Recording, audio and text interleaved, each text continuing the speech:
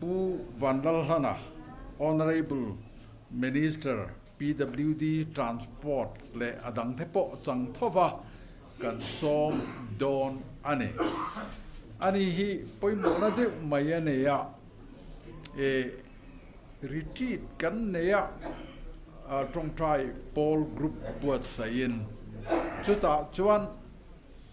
corruption practice lova zoram siap nuam tur le kan rama dikna alo then theina tura mala turin kanin chalen tlanga kanin soma kanin choutona ti chuan a thok loka abiala publicly in corruption katidon lo ti asoi tup maya kha ari ring le ne kha chutianga han au chuak masa kha voina hianin kan zinga thu soi turin kan somani hale welcome on dena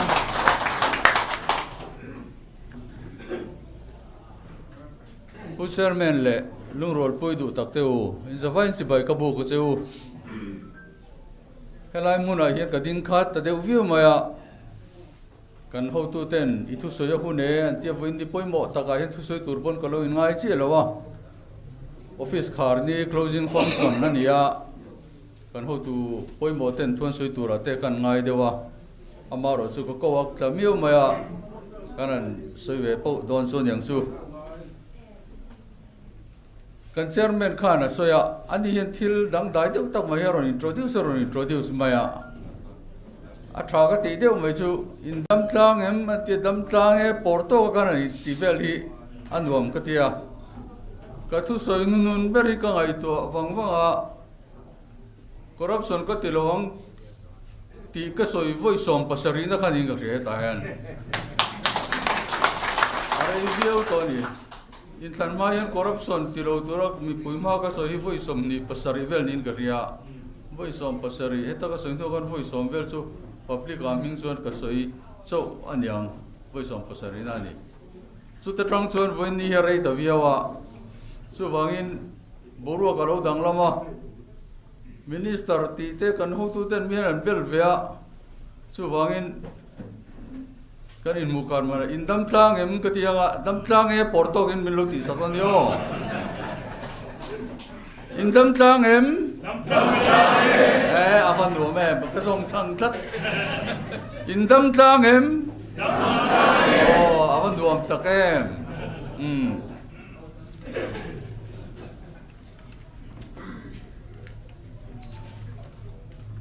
in Sanazota, war is over. Electoral war is over now. Tuna chuan in Sanazota result po chatta ka chuaka. ZPM in MLA somni pasari kan nei ni aro pui khop mai. Ti chuan tuna trang chuan Mizoram tan na thok tur kan ni. ZPM adin na chan chu sarkar ma sa te kan soitrin. Congress le MNF ten kumsom ni chuang ron rel su ti chung chuan Mizo mi puite mason na lama na sa takin kan tui hal na mason lama kan tui hal na arti relo wangin mi thathem ngai zual le mason na tui hal zual ten ZPM kan din ani kha ti chuan chu ZPM chu mi puin rin na ngata in thanna majority nein sarkar na siam thei kan lo ni ta ni sarkar na ngel nge tak siam turin ading ta adin chan chu Mizoram siam ani angin Mizoram mi thei patopin kan siam don ani tin opposition party te po election azo to party thei fei kibar lian pui kan khoa kan in bei thi ti topin ram siam turin ma ilangu tin kasom doni democracy rama chuan opposition party apoi mo sarkar chak taka kal tur chuan opposition party chak ne angai tuna hian opposition party chak tak kan nei thein ka ria opposition danina aphal opposition leader kai ronan waya opposition party te point sarkar khalantum se son nung berakan opposition party leader pulal san damahral te chuan sarkar hi thatakin kal ro a thazong in kan khal don chu constructive opposition kan ni don asiam thatur kan ni don atiani alomum kati thatakin kan to khawang ti karingani ten party dang po chu tiang bok chuan sarkar siam thaturin te patopin an ni na tangin tran an lang ti karingani kan constitution a chuan bung thum na hian party thil tum pasari awma ama sabera chuan ramro relna pathian ram din ti hi ani ramro relna pathian ram din ti hi kan party thil tum zinga masaber pakhatna anima umai secular sarkar omna secular rama chuan tiangi atigam ni ti te po question om theang amaro chu kan ho tu ten ramro relna pathian ram din hi an tumani tlat sumi mang chuan election commission a po registration dil ania miron peci ani chu wangin kan rama hian ro rel na tha pathian ram din tur chuan pathian point mia kai roi nin ka ria tun din huna ram ro rel tu nar kai lok tu tak tak te kan sik po hianin kan thei donin ka ria mul kan tran the ni kan chief minister pulal do ma chu chonmun koshana presbyterian koshan upa nia tin opposition leader pulal chan damaral te chu durtlang leitana koshan upa ni boka tin congress mla pungun lian chu achu lairam isu krista baptist koshan upa nia tin dr beichu achu evangelical Maralan a ECM Church of Maralana koshan upa ni boka kan speaker pujam te chu UPC a koshan upa ni boka deputy speaker pulal famki machu rongbol tu koshan baptist kolosi pa tualupa kan tiang hi ni boka kan ramro rel tu nar kai tu te zong ka koshan rongbol tu poimbo ta kan nitlatani chu wangin kan party thil tuma ramro relna pathian ram din ti po hi bul kan tran thein ka ria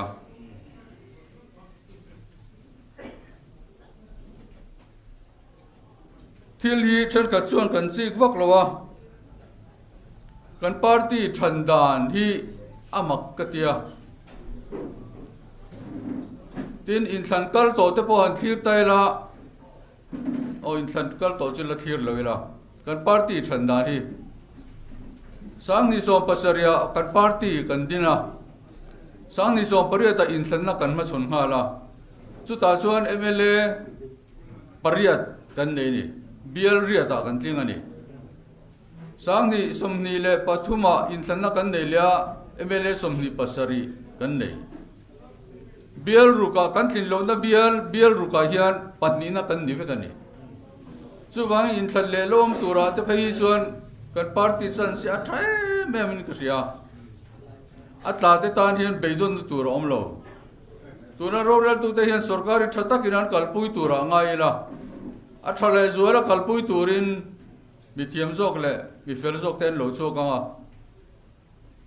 kan party bokhi in than lia po keima anina kan zir chuan sarkar le tur kan din ka ria Mizoram in than kal to hian part election kan machon to hian kilthuma in chu hi awang reng khop mai saka zakwa somsari le patnia UT sarkar kan thanga congress le nilo mizo union le congress anin beya saka zakwa somsari pariat le somsari le pakwa khan PC le congress party anin beya saka zakwa somriat le palia PC le congress bok saka zakwa somriat le pasaria MNF le congress anin beya MNF an lo len khan PC than ka athutlat mai ni atop de utlat mai ni tichuan in thankal chho reng negligible din huna ka party hluenia kan oma kan be dong chuang lo nga kan ne ma se kan ngak suak zo ta lo anu a pe chuan PC na kan tho pui party po kha kan sarkar zo ta lo ni chu wangin triangular fight hi aum mang lo ni kan his political historical to khan tun in thana khan gun ta kan chek chuan a bo ro ka chuan triangular fight hil thuma in beina angina kanani ma se international tel result chu khan state fight in kan local rengani ti kha alangani congress kha negligible anni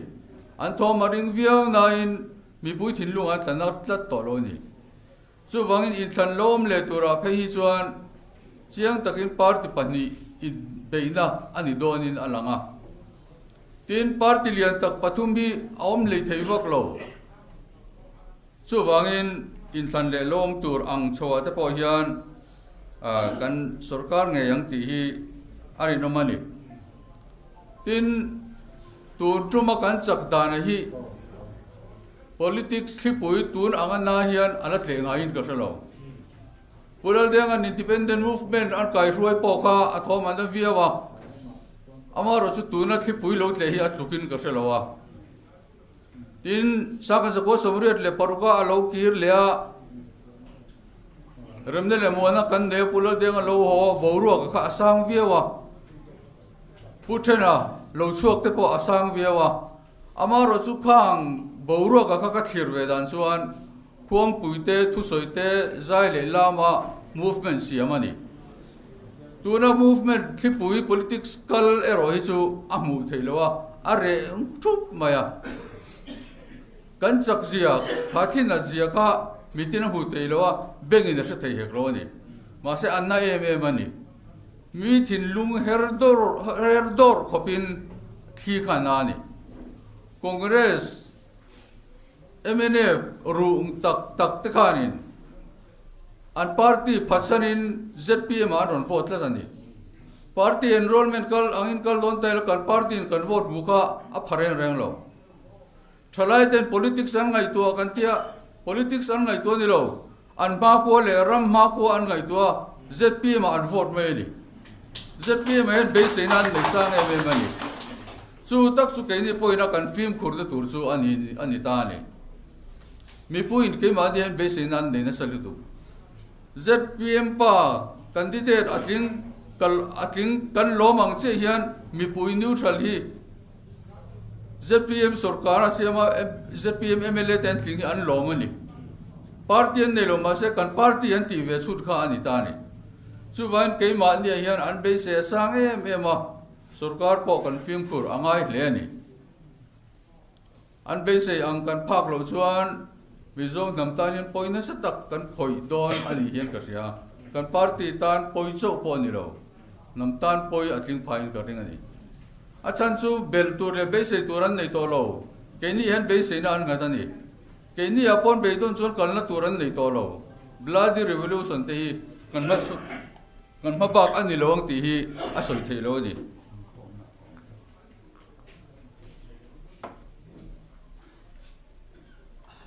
tin Mizoram kan politics kheldan le kalma po hi adang lam shetin ka ria tun ma chuan party soi tu te trong kam thiam takin kana in sela kana in short fel thina ho hoin kan lo dong song ami puin vok pui po ni se ka vo dang ti ang theory kha kan ni pong ani thin ma se tura chuan adang lam to a thalai te hianin ram ta na thatur ram ve na hi anon nei to ni chu wangin kan politics kheldan po hi in social remote hi anilo ram ngai to na hi an nei thleng to ni chu wangin party in social na kan opponent ten min social tamna piang kan vote kha pum tla thian ka ria ni tin chu chang ni lovin poisa money power te po hi tunma angin poisa yan thila ti thei to lo kan soi thina lunglea municipal council kan in thanga kan solita alelama poisa len na sa zia kan thevek poisa khan omzia nei lo ni zemaboka local council kan in thanga chu tiang bok chu ni tuna MLA kan in thanga keni biala chon poisa leng viawani amaro chu an chak chuang lo chu wangin poisa hian athil ti theine khoimo lai a chuan mi ne theina chula nei ma se anol pui anga te hi chuanin MPF zirtir na nen Koshan lama zirtir na nen poisa hian omzia nei lo thui le to ni ti kha alangin ka ria ni to tromin than hi MPF 10 public meeting joint platform 10 bot saya chunga chon the patopin kan tang tanga tin vote share le vote thak in kar kha arei lu tuka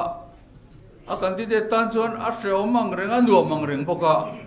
mixed feeling an tiang hi kan nei kai po kain ring ve khop ma ka ko ka opponent te an tlange ya ke hi katling ti kha karin chu dana de kan vilmun boka ma sengin ka opponent te ke a yen tlina in ring zo klat ma ani thein ga resi lawa kan zam len tu no vote thak to no zam ga om zia hi om thui lo khop ma ya kan in the true to te kan bezar zar ka wak chuak boka kat fang chuak le ta pon ni khat ma ya solid den ka zam lo ka tling don ani in ring e me bi an ta zok turan ni kan ho tu ten kan tling an ti but tina khoya ma kan se nom lo kan tla lo ka tia tui ta ken kamule theita result lo chuaka sanga em ka chon kan nena ni ka ring lo wa amaro se lo tling le reng ma ya kan ho tu te in thorim zara ni alom khop mai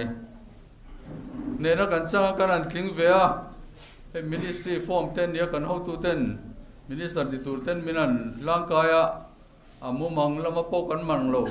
du tu sa po kan sam phak lo ram a kan lenga omdan thiam te po har khop maya officer lian tak tak kan pu thin te kan ka pu te minun ti ve ta pe chu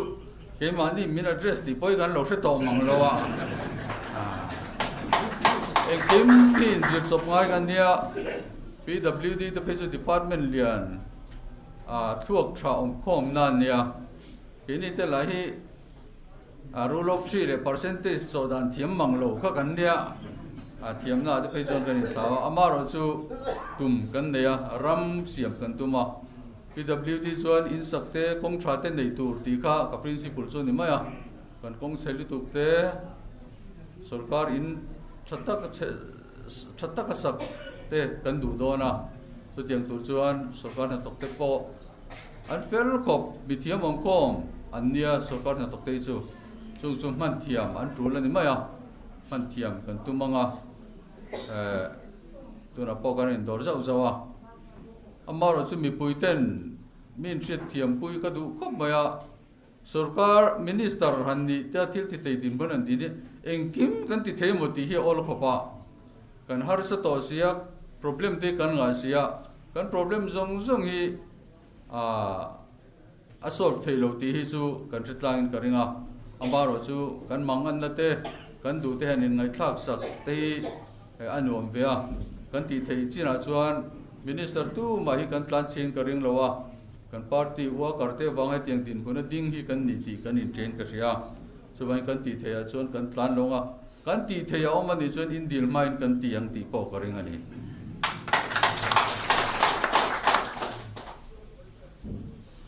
party office te po athiyanga tam kan langa thalai nge ni headquarter kha nin minister te po office nga ni te po kha siam chu ti te kha anin ka ria chuanga te chuan party kan hun ro her chuan party office ate chiang le zolen kom theite na thokho dur te infin chu dur te point kan omanga en pon ni se mi pui ta kan ni party ta kan ni party kan phatsan lo party chakturin te pato pin amoi to kini tiang zoi de no party kan mangai ketania kan phatsan don lo party mi kan ni chu wangin lugo ta thoklam de tu kan ye tin hemi department kan ho tu den hoyom takin department interest te hi in event minister te ni don ta la min dek deka pe chuanin corruption tel lo PWDN ko li ka cha ke katiani to tiang kan ni na kan ni pui party fin sole pui po kamamo don ani su ni ro se o kalome tu na kan chief minister lo ni ta pu do ma kha anan ban thut ma ke ni party headquarters satang khan le zela ti khol khop ma ya mi khring ram han chua mai po kha cha om khop ani amai ro chu kha kha pathia ni na ZPM aron ti ZPM le na a chen chila ni ti lo lan na kha alo ni le ta heti em ti in ama hek tu te zirtir isua zirtir za chom pati ngot mai han ni chawa chu tiang an tak maya kan party bin han ti ta kha amma kan supporter kan ti zong te po kha thok le khata khan anon ding kang le ta woi maya ti chon kan workers thatak tak te kha ti khanin aron kal chho le ta zel ania tiang chuan tun hi kan lo thleng ta ani he kan kal ko nga hianin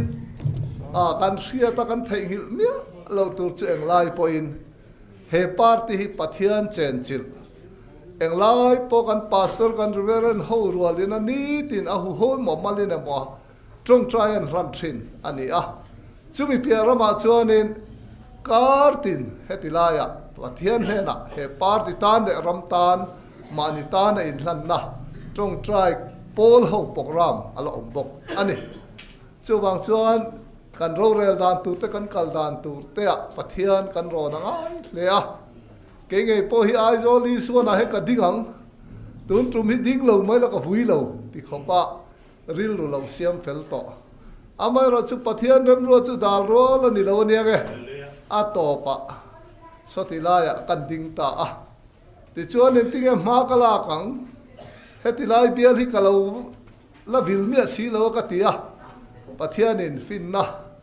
rem riat na minon pe ti chuan in house to house ka ti do na piang in ka ti na veng tur unit te jing cho ein unit dangkal phal lo anti ta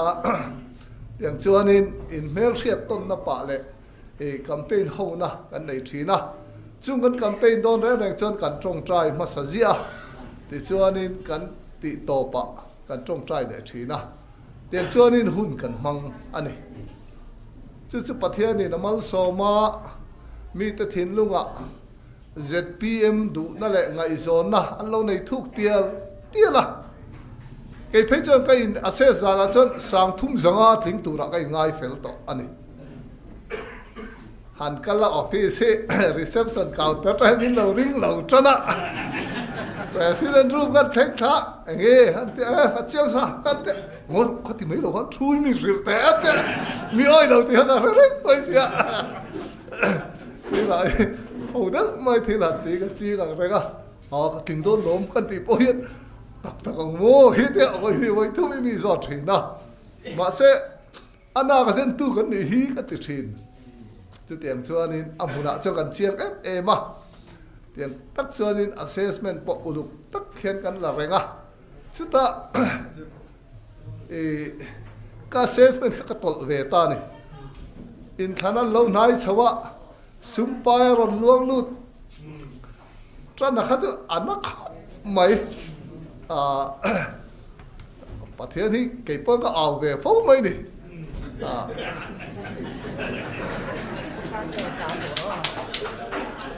chan chu anara na hat ti reng hi anin hi ka ring deu le ka an reverend ti om to deu he ka ngai deu thina chu wang chuanin kan ti ve le lop thina pathian in kan trong trai te achang ni miang ka tia pathian in kabula rice kan lo da ne kabula pathian in engani khatiang khanin mal som na asatakin milo vurin milo ompui ania alo mom areng khop maya khatia poisan luang lu tak tak khachu chehei gan ti mana ta chuanin sang ni zanga hi chong ka chakang ti kha ta chuan in ka in ngai he ta ma se sang ni zanga po chu ka phatalawa sang ni le za le pakhatin kan chakta ani ten thanem ngai min campaign pui tu te an tam me ma hei pizo lian ni te kan huwa pizo lian ni sing da ru ka he ning ko da he lo thu bu theya kanan mulau dar don lek fiam thu thina wa han pe ma em kan tia ma se pizo hi hian atia hei ka taksa ka tha te na heti lai ka ron campaign china hian in khatiang song song kha zuk bo mo le atia ke poi ka ni tho hi kan leader bula phei chon ka soya ka pu kan ti chin photanga kan khatvel kan tianga kan hi vel ka theilo choi ron chun zom mai do nyo ti thoi ne he ka chua ka tia makang reng tak mai chu ka chua ma khani chung lam pang kha kan connect ve le ringota chon lalpa ka dam ti ro ka tia chan na po chu ka ngak nge ha lo po chu ka lo kan chuak ta chom mai kha ne lalpa khan mi lo chang te renga deng chu ni som sari le pakwa hun ka panga ni som nga panga kha house to house in hun ka mang ani mi te min mu dan ne min ti dan te ka ba lu ni tangin alu ga thalawa a campaign rei the lawa ti tang te khan PR khan ni lo be nga la be na chi rang i kan nga khopa ma se la thil pakhat chu kan chief minister hi engangin nge nia campaign strategy le a campaign dan hi enanga e katia chumi a cha kazira ama test na chinga ka pe a chi khat ka pe ma sak ber chu tu ma party kan lo tho pui thin ania nang hi ka lom nu don che te ngot a te ka lom nu don che ni mai katia aba boy tha ko mo le te au ka lom nu don che poisa bin pe nga ti cho ni tha kan la nga I thala khi kan the dar pokang katia vama ko me mo le tia ku thena khai zui thin lo mi wa doi ve ka tia zui thi ne ka doi lo kan tiang atia ti cho ni huai ta khom mai ta chon tu na election a agent tur hemi pa hi ni bang he ani testing na tur kha pa de khrek sok khangai ta ta kan han ti ta khami kan nom nu ta kan han the dara khan puzoram thangana ari ek dan kha uluk takin kan ena chuta kan han ena chuan kan bi renga puzoram thang is a soft target ani ain na na hi sumani te kha alang ta thu soya aizoli suan MPF in min ko khoma rin ai khanin ka soi thamani pastor hole MPF ho rual khan min salep riwe tha kha in la pui sum sum ma chori kha ta tran kha jon an tri tlat maya thu kha soi mang lo ba chu wang chon ai ha na kha enge ni thu soi thiam kan ti orator ra kha kan da bo sak ta phota chu ta chon a sum pa ya kha ani ta kha sum pa ya kha na sa takin entige kan beng kan tia strategy khang kan han tia a uak deuh zela tin MNF ho lom lo ho le khatiang reng kha kan kom mai lo an ril ruan in siam he nu cho kan kom thi na a chan chu tir te kom hianin an lo lom le man thi na ti chuanin kan eng lo ba khatiang ang information na khan anin bul nai bi te kha chu poisa te kan hmanga ne ni khata zanga te kan pe boina tunge leng boina khoyange kal ti te kha khatiang kha kan dong renga khatiang khan kan an be ya khatia kan an be nu kha chuanin bo ru kha adang chau yo zel ania chu wang chuanin puzoram thanga kan be da na hi strategy hi chu chungin khom lem lo soi chu acha kom khop mai chi sang in kan be na sa an block president hi a fel khop ma kan koma nấu băng tê si và phèn em cái tiệt phèn cái tiệt nó point răng kan soi te khát chứ heng chứ là nè bằng ít xem yang iro bet hi mak cái tiệt cái rập sual đó na tiệt ira sual phải chưa đi khí tay đi rồi cái tiệt đi khát chân sớm point ngay tao là ít hắn được MNF rèn luyện cái tiệt kan u pa ni na thì hàng kan MNF tiêu tan chứ tiền well chơi thì kan về nó sang rồi khóc mày strategy thì khăng kan manga tin kan workers te satilaya kan unit suai tu tele kan member reng hi nominal member hin omlo active member hin vek mai no pang theng mai khanin mak em chu hei pathian mal som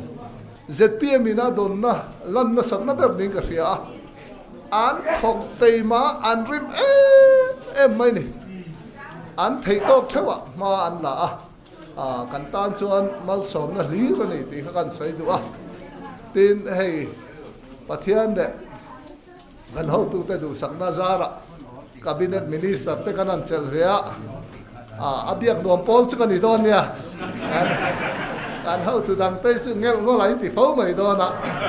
chu bang chuan in mang an do pe kan he na local mai ro in dik lai cho ka tran bur mai don chu dik lo de hi chu min ti tir tum mak lo ula ei kan ha chan lai central hall de wek mai nia ve ti min chan ti lai chu ka bui de lek lek lam bang lo ma nia mas ku so da da win ale zel do nan ti de dang chu wang chu din kan lom thau mai chu wang chu din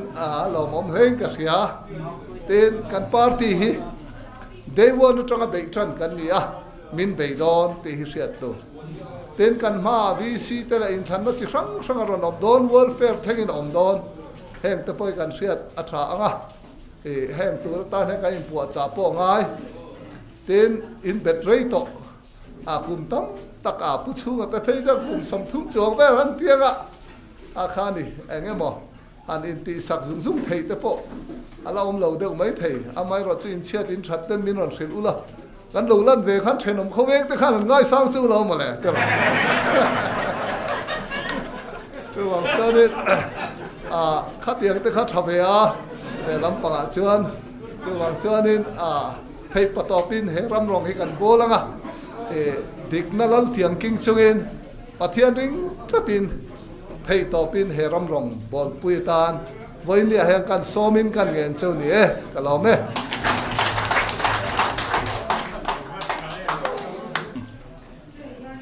chairman kalome ei voin ni office khar ni kan thleng ta reng maya alung le thak vio do na amar chu kan ho tu ten niriata ngokha antia kan in mulo rei vak man lo tura ngai la Christmas te him takin mangila kum thar te ti kha du sakna kan hlan lok du cheu ni ei ne kan chairman sreng deu khan kan thing ve ringot maya tin ve ringot thi MLA ni na lo ni maya kan hoi về là MLA thing về lo hit tam riu mai bok sia wang chuan tin ve ringot kha MLA ni na nia ei ho tu ten min du sa kan minister zi le nga la ma se ka ngai toilet mai maya politics ka mel riat na hi kum sa ka jago somriat pasari khania da khan pulal do man hung hi kan lo ji MNU wa khan chalai unit chuai tu ka lo ni to wa kan chut le ta rei to vi wa kan khua ching chi ba hian pu do ma lo kala pu fe la deina chalai unit kan dina somriat le pasari khan chalai unit chuai tu MNU ha ka lo ni ve dei to wa ka tarangan chut phei kha chuanin kum som thum le ti nei to mai nia MLA ni hi lo har mangeo ka ti le no ni cái vàng chuan cả lom viau mày à MLA ni hi lo har viau mày à mani ka soi to a pulan na hi ni lo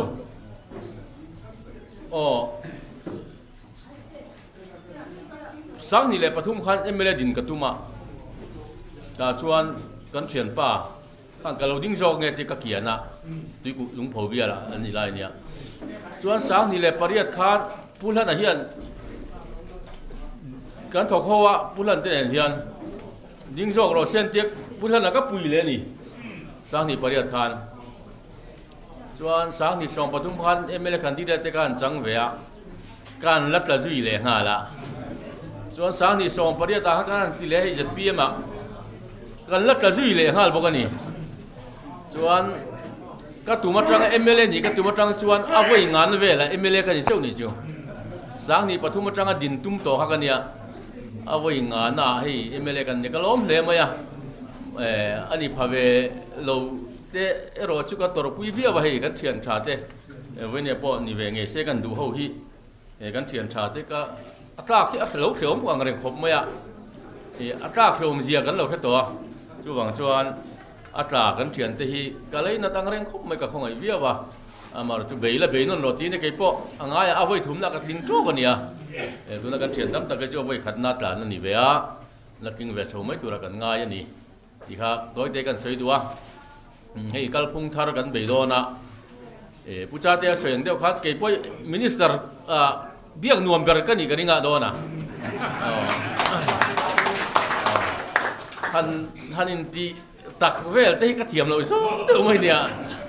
chuang chuanin kan minister dang te ne na in lenga an lo ti lom vak lo chu ne poi kan he rong ka in lo lom mai chu kan be sei tu ra ngai la lim takin hun kan mang chau nga mar chu kan tum ram ero chu ram siam kan tuma te to chu kan tuain ha hau tak don le maya ama khan minister ni kan chak dewa tu la chu kan han minister a zala kai ngai tu awang wanga kan duang he kan om le si long ti hi lom riau to ma ti han